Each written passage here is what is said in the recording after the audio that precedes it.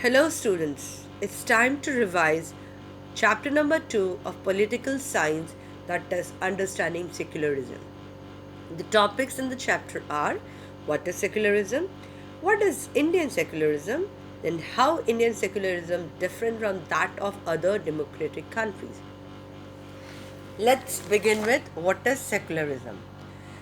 Secularism refers to the separation of religion from the state. State here means the country only, the nation only. Why is it important to separate religion from the state? But the question is, why do we need to separate religion from the state? See, students, the separation of religion from state power is important for a country to function democratically. If the country has to function democratically, the most important thing is to separate religion from state. It prohibits the domination of one religion over another. Almost all countries of the world will have more than one religious group living in them. Do we have only one religion in India? No.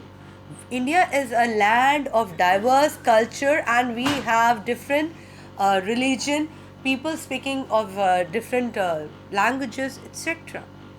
Just imagine if majority religious group has access to state power, what will happen? Yes, then they will misuse their power to other religions. See, when we say India is a secular country, what does it mean? We have the right, the we have the right to exit from our own religion, embrace another religion, or have the freedom to interpret religious teachings differently. When we say that India is a secular country, our constitution has provided us certain fundamental rights which enables us to follow the religion of our choice.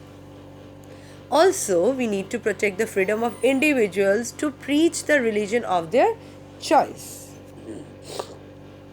Now, what is Indian secularism? When we talk about secularism, the question comes, what is Indian secularism?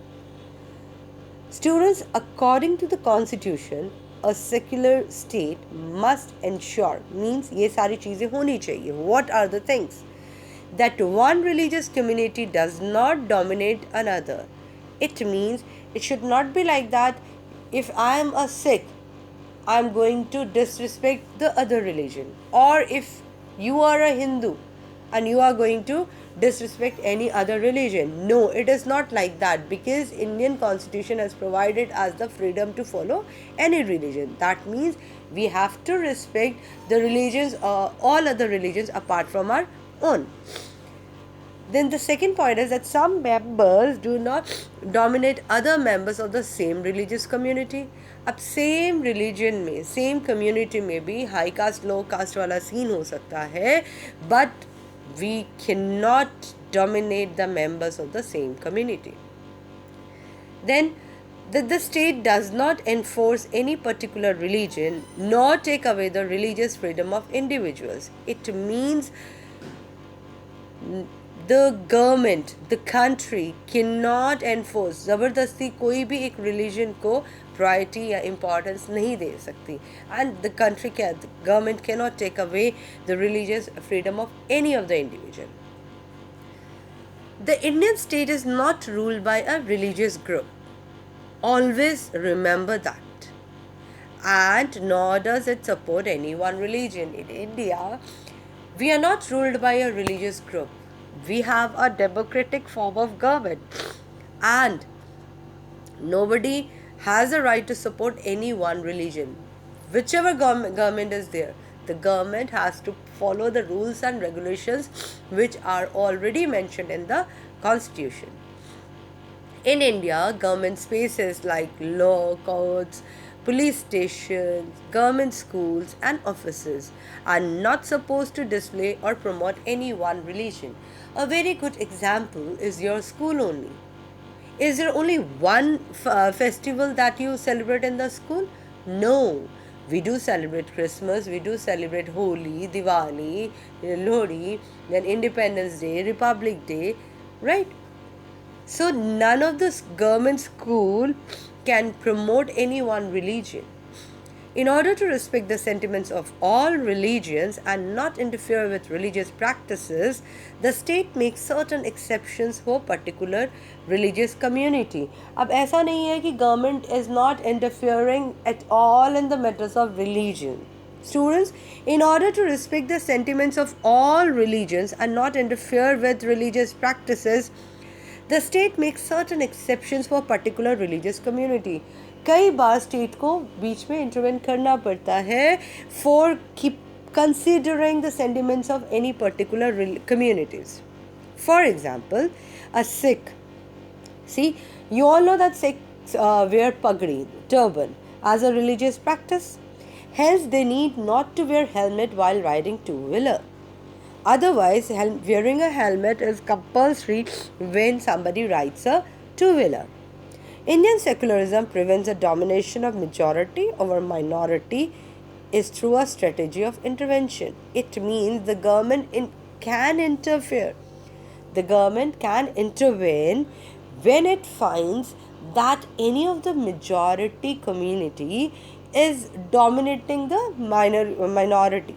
For example, untouchability was religion-based exclusion and discrimination of lower caste and Hindu. So the Indian Constitution bans untouchability. Hinduism में untouchability जो थी वो बहुत ज़्यादा height में थी. So the government has a right to interfere. The Constitution has banned untouchability. How Indian secularism different from that of other democratic countries? A very important question.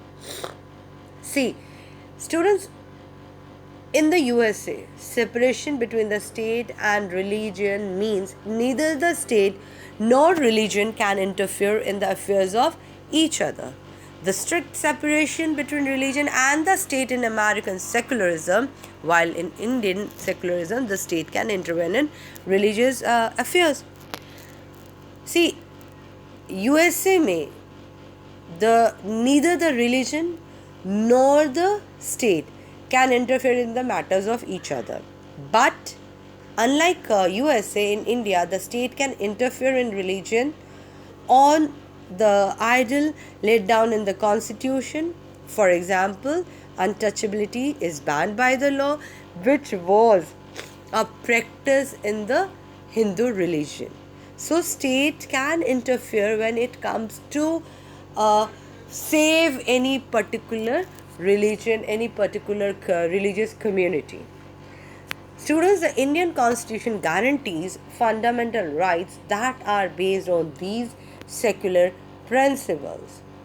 Thank you, students. I hope